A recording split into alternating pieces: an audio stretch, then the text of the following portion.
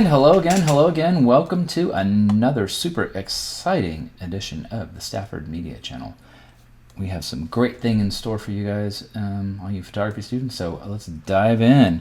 We're going to be working on our textures assignment. Remember I recently gave you a textures assignment, and so got some things lined up for you here. So I already downloaded my pictures. If you have forgotten how to download from your phone, watch the first video. What I showed you how to do was take it from your phone and go to your OneDrive.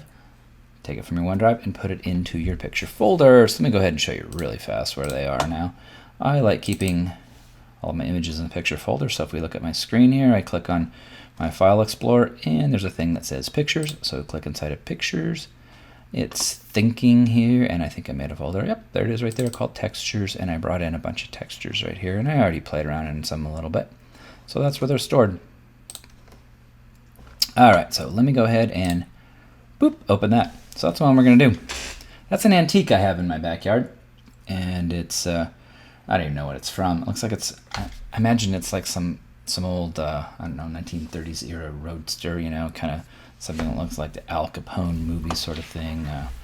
I don't know, just seems like a cool story. It's attached to the antique. That's what I always wonder when I buy antiques, like what's the story attached to this thing? So that's what I'm kind of hoping for. So anyways, let's dive in and do some photography, kids. All right, so what all do I want to do with this? Remember how, as usual, I do a recipe for you guys. So let's take a look at the recipe. So we're going to open it, which I did already, and then you're going to do a save as, and then we're going to duplicate the background layer. Hey, that's a different thing. Why am I doing that? In case I mess up. Sometimes I mess up. I actually messed up previously on this demo. I got halfway through it and then my computer quit working. So this is take two. Take two, but it happens. So again, it's called image 0568. Just so you know this is the one you're working on, go File, Save As. Especially as you start turning in prints, you'll have to always turn in something with your name on it. So I'm gonna go Stafford _ and I'm gonna call it textures. I already have a 1 in there because, like I said, I already messed around a little bit. So I click there. It's a JPEG right now. Get rid of it. Change it to a Photoshop document for the time being. You will do a save as at the end, and once again turn it back to either a JPEG or a PNG. We haven't talked about PNGs. PNGs are another great file format that works in a lot of scenarios, so we can do that. So this is going back in the picture folder, and it is in my texture folder, as you can see right there. I'm going to click Save. All right.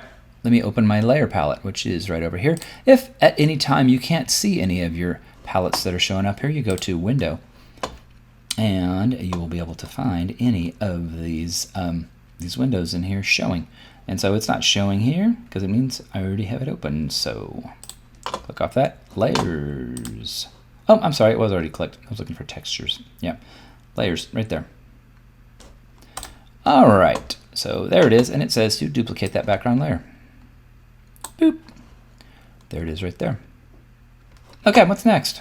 Notice I'm just toggling back and forth, which is exactly the thing that you should do. You should do this. Just follow along with me here. Number 2 says to create a curves adjustment layer. Adjust your contrast and exposure by adjusting the shape of the curve. S-shaped curves tend to create nice contrast. All right, so I'm going to create an curves adjustment layer. Remember what I told you guys? You can click right here to that little half black, half white ball right there, and go to curves. And it's going to think for a second here, and there it is right there. And it says that S-shaped curves create really nice contrast. So you can do something like this, and it can be just very subtle. See, that's, I mean, you know, we're exaggerating a little bit. It's not a total S, but it's S-like. And if you can't quite get it dialed in exactly, you can always go to, there's a little button here called presets, and watch, if I go to medium contrast, look, it did almost exactly the same thing. If you go to a little stronger contrast, look at that. But that's, to me, that's too much. That's a little too intense. Now see, that's definitely starting to get a little more S-y, but you can always, S-like, is that a word? S-y, I don't know. You can always adjust them. See, I can just take this and just kind of slide it down just a hair. I think I'm liking that. The cool thing is that I can always add more or take some out. Let me click back to my layer palette right here. When I say take it out, I could always take it and I could slide my opacity down a little bit right there. Let me show you here. See how I can just turn that down a little bit right there? Or you can always double click it and say, you know what, maybe I want a little more contrast. So There we go. All right, next. Next says you go to Image, Adjustments, Shadows, and Highlights. Adjust brightness and shadows, and play with the tonal width and radius on the shadows only. Color correction, adjustments, and color in the shadows. All right, so that's what we're looking for. All right, so let me go back to layers. Here's what's different. By the way, I'm going to turn off this background layer just so you can tell that I'm just working on this. And again, this is just kind of that's my backup copy, the thing that says background. So that's why I'm leaving it there, but I'm turning it off, so it's not actually doing anything. It's just sitting there in case I mess up. All right, so I click on this. Make sure you're not clicked here on the layer we just made. You're going to click back to your background copy, and you're going to go to Image, Adjustments, and you are going to go to Shadows and Highlights. And you'll notice it kind of gets a little too bright, depending on, it's gonna go by what you set it at last. So let's see if we can, what we're actually trying to accomplish with this, by the way, is to pick up a little detail in your shadow area. So I'm gonna turn it down, but it's getting a little too bright on me. What I'm trying to do is pick up some detail in those shadow areas. Not too much, but it was getting really dark right there. I'll undo this later so you can actually see it, but it was getting a touch too dark in that area. But at the same time, I don't want to kill my shadows. All right, same thing with like the highlights. You got to be careful in here because it can kind of get a little, I don't know, it does better in the shadows, honestly, than it does in the highlights. So you can play with that a little bit, but you got to be really careful. Especially, I'm really watching out for this area right here. We're going to fix this area later, all right? Because I don't want that to get all blown out, overexposed. So let me add just a little more right in here. Remember that a little can go a long ways, but we're trying to just make sure we have a little bit of detail in this area. I'm going to click OK. Watch what happens if I undo this. By the way, undo this is your best friend in Photoshop. Undo shadows and highlights. It's Control Z on a PC, and it's Command Z on a Mac. So watch. Let me redo that now. I can Command and Control Z. See how I brought out just a little bit of that shadow detail? Boom, boom, boom. All right, right there. So it just brought out a little bit of that shadow detail. Okay. I might like it better without or not, with that shadow detail not showing, but that's, again, personal choice. You're the artist. You get to make a lot of decisions. I'm just showing you how to do stuff. You decide how you want it to look. All right, so this says add a channel mixer layer. Ooh, this is a new one. You haven't done this one before. Add a channel mixer layer. Play with your settings within each channel. Remember, channels are RGBs. Those are the 3 color channels that make up your image. Red, green, and blue.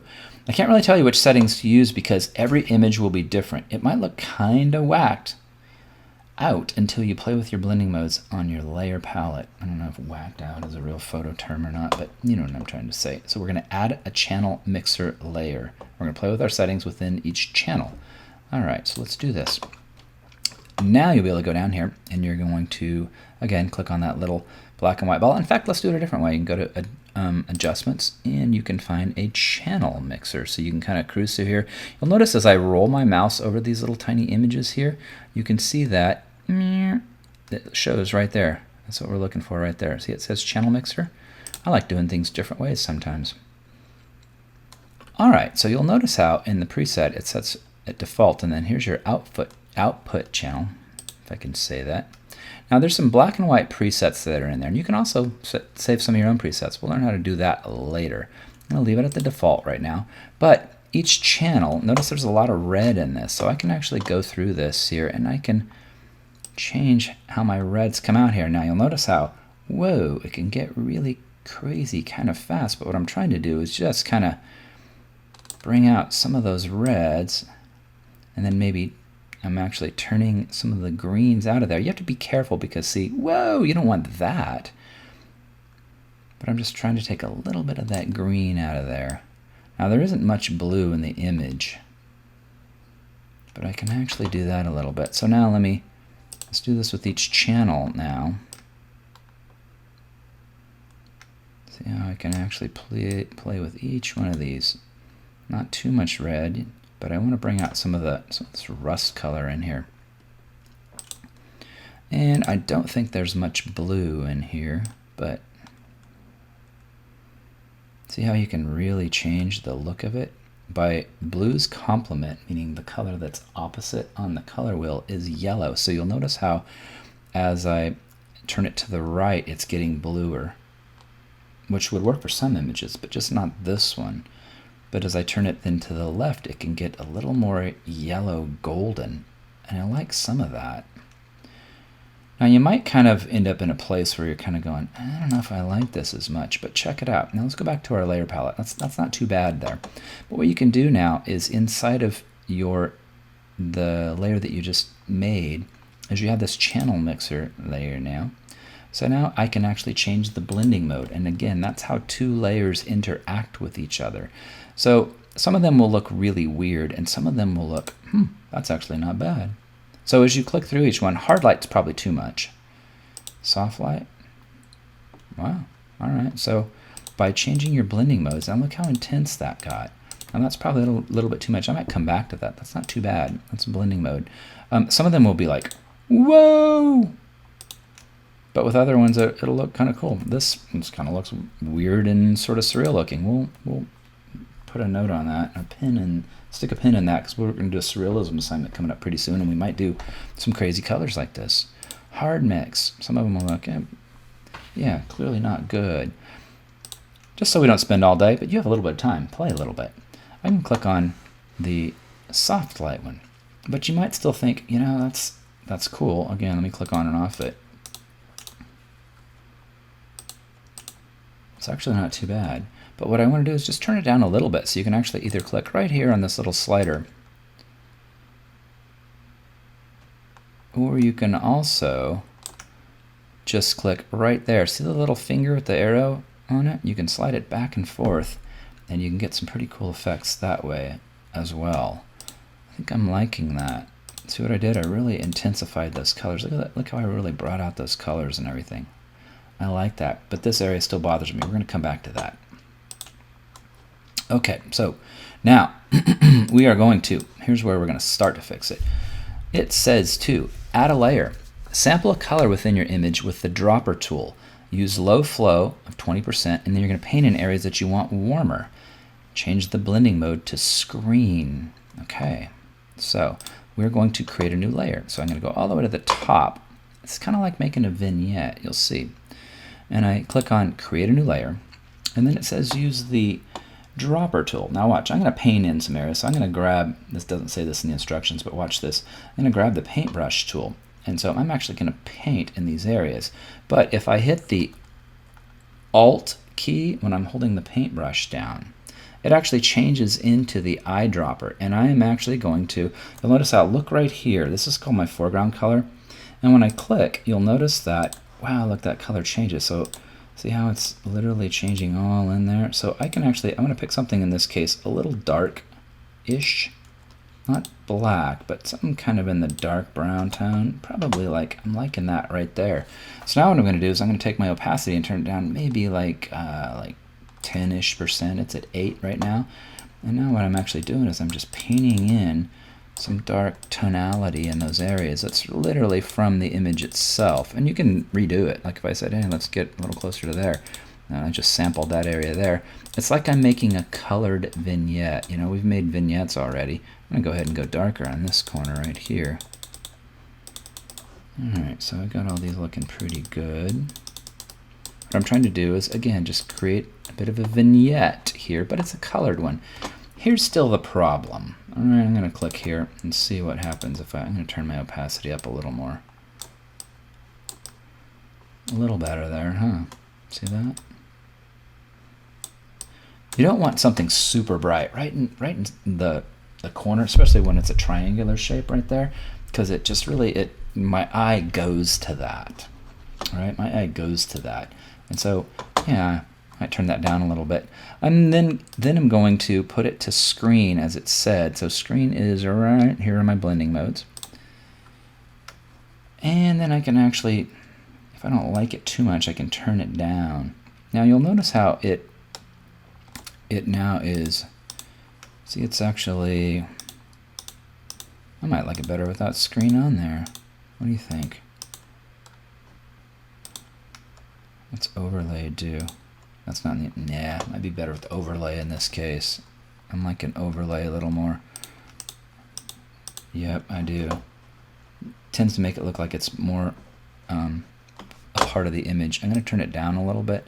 Now, this area is still bothering me a little bit. What am I going to do about that? Again, I don't like anything too bright right in the corner because, again, my eye is just going boom right there. I'm going to crop it out. And how am I going to do that? I'm going to use the crop tool right here. Boom. And what you want to do whenever you're using the crop tool is you, most of the time, want to crop it to, you don't have to, but you should crop it to probably the original aspect ratio. That means the original shape of your image, and it right now is a rectangle. So if you don't have it set in here, you can actually click, and there's a bunch of presets here.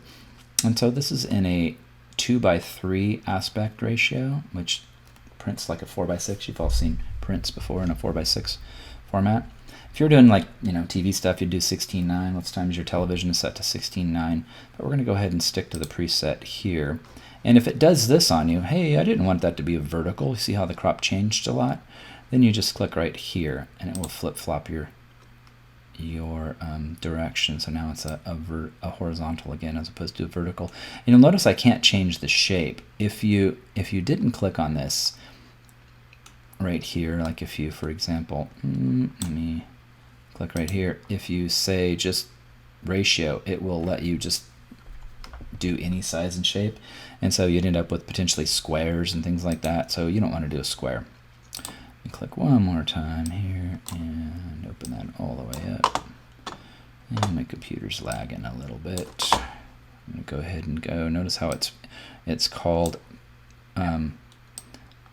constraining my proportions, meaning it's either all getting bigger or all getting smaller at the same time. And if you don't click on a preset aspect ratio like 2:3, you'll be able to crop it to whatever size and shape, and then when we start making prints, they won't come back that way. So I'm just going to crop this corner out right here, and then just double click it, or you can click the check mark it either way. You know what? I like that better already. Sometimes you can work and work and work and work and fix something, and then ultimately you'll like, yeah, just get rid of it, All right, so let's keep going. I'm going to save, by the way, and you should do it periodically. Control S, and if you have a Photoshop document, it'll just save right over it, because I'm liking this. Like if my computer crashed all of a sudden, if the power went out, you lose all your work.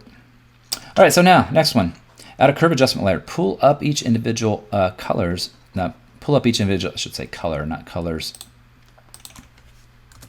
Color curves to paint in areas where you want more intense color. Mask in areas where you want it. All right, so it says to pull up each individual color. So we're, again, going to make a curves adjustment layer. So I'm going to go down here and say new layer and curves. It's going to think for a second. Now, when you look at this here, here's the thing that's magical about curves, the thing that I really like about it. It might be my favorite way to adjust images. All right, so you can actually notice how there's a default thing right here, and then right underneath there it says RGB, but then there's these little drop downs that say like red, green, and blue. Again, it's kind of like the channel mixer, but this way you're doing it in the curves. And so I can actually, now this is my red channel, and so I can actually pull down here, and either if I said, okay, that was maybe too much red, or I can say, let me pump it up a little bit. And you can actually go in and fix things and subjects in a lot of pictures. Like for example, sometimes we do weddings, and occasionally if people are out in the sun all day, their face can get red, especially as white folks, sometimes their face gets red. And so you can literally go in and pull red out of people's faces, or consequently, sometimes they can be standing on grass, and believe it or not, they're getting reflected light off the grass, and it'll cast a green look on people's faces, and people don't look good when they're green. And so you can go in and just pull just a touch of green out. You can also slide it down this way, just kind of play with it a little bit until you decide, hey, I like that. So I'm digging on the red that I put in there. Again, I don't have any green, too much green or blue, but you can see how you can do the same kind of thing. A little goes a long way, so don't kill it, but just slide up and down until you are bringing out the colors that you want in your image. Remember how Bird's eye, worm's eye, we play with black and white. Here we're just kind of looking at the colors, all right? I realize I still have my crop tool selected, so the easiest tool, the safest tool to do is just leave the move tool selected most of the time. Okay, I'm digging that. I like all of the textures and the colors I'm getting and all that rust. That's nice. And since it's a texture assignment, yes, I like that. Okay, so we did 6. And I said I can mask in areas where you want it. For example, if like, let's say the sky was blue up here. I like the whole thing being warm and red. Let me go back and show you in the layers palette. Notice how I have a mask right here.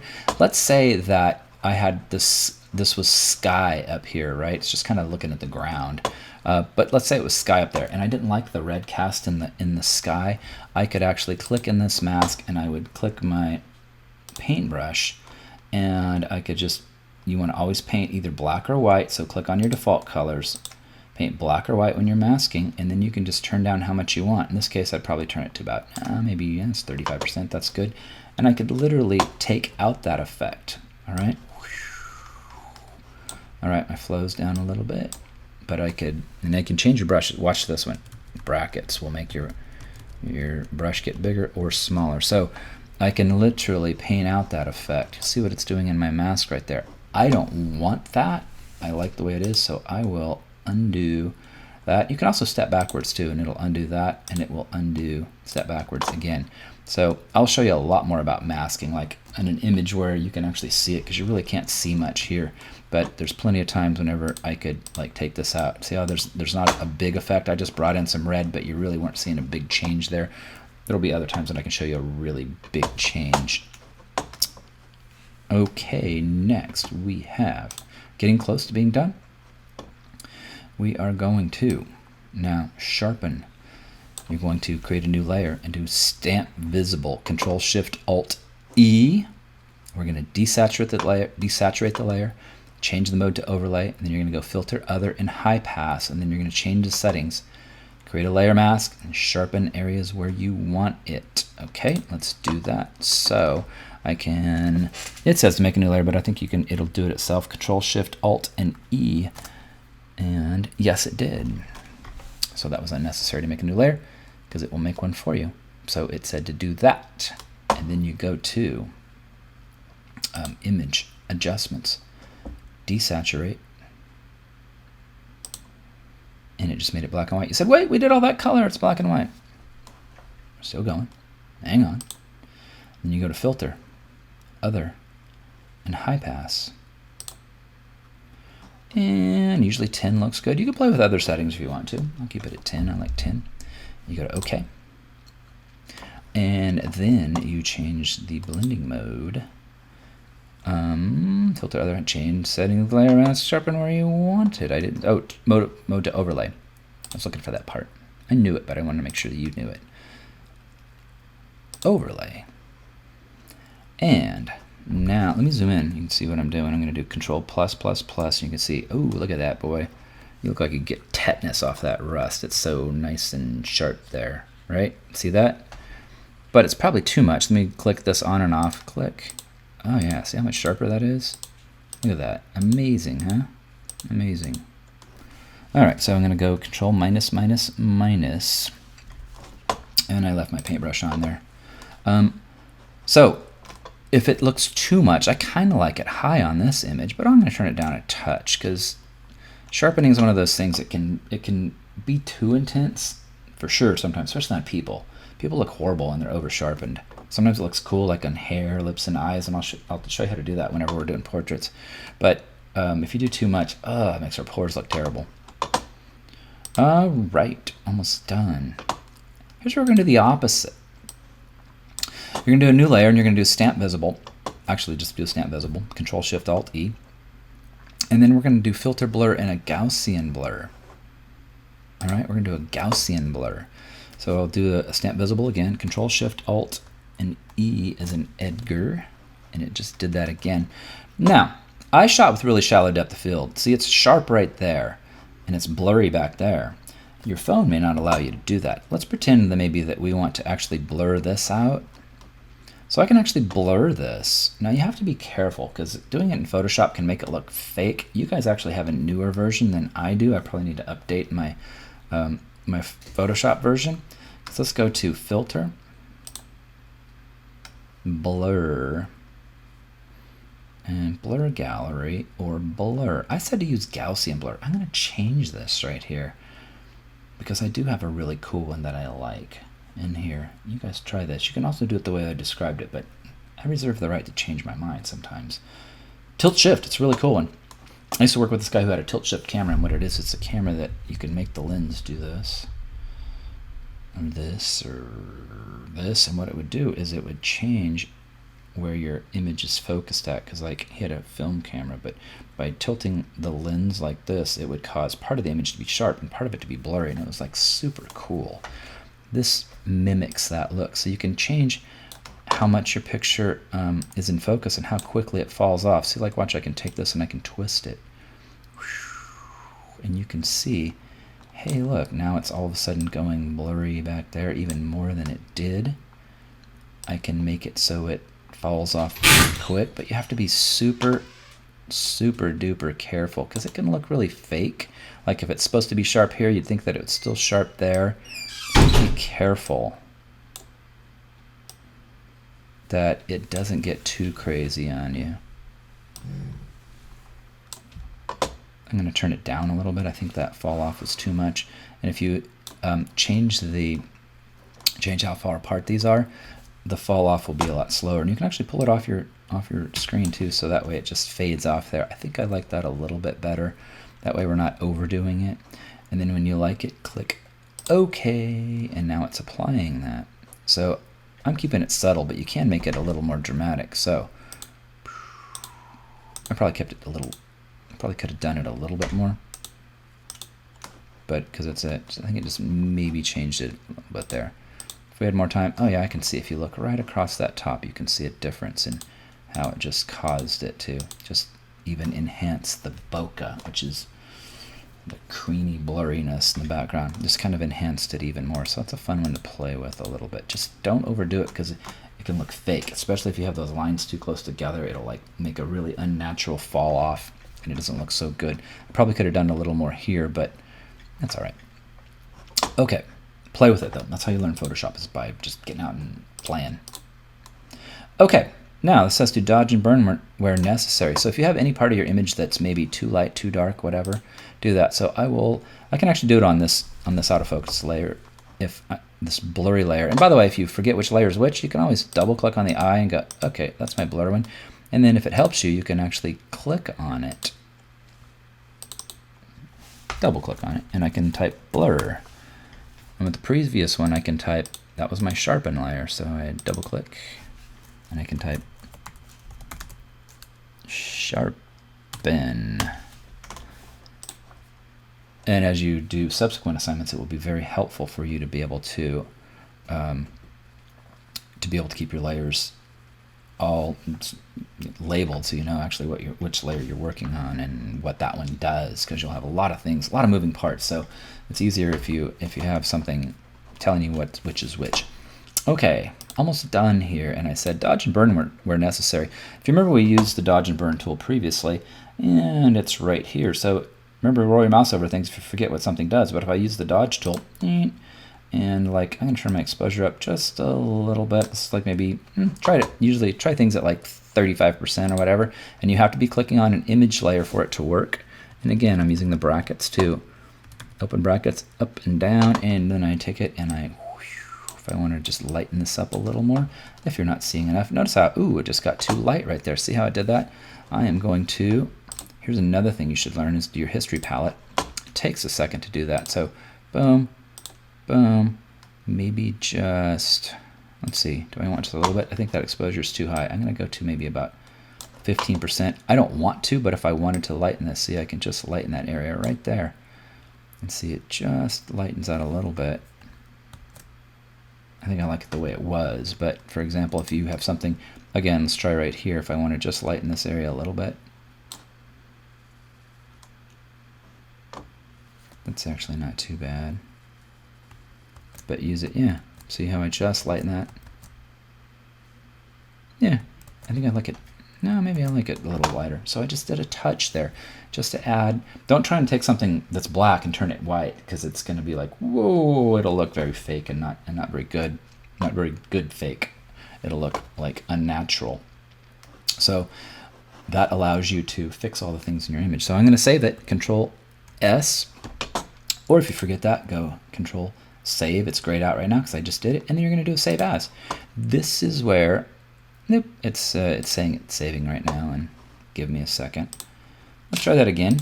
I'm going to go Save As, and I am going to make it then a JPEG.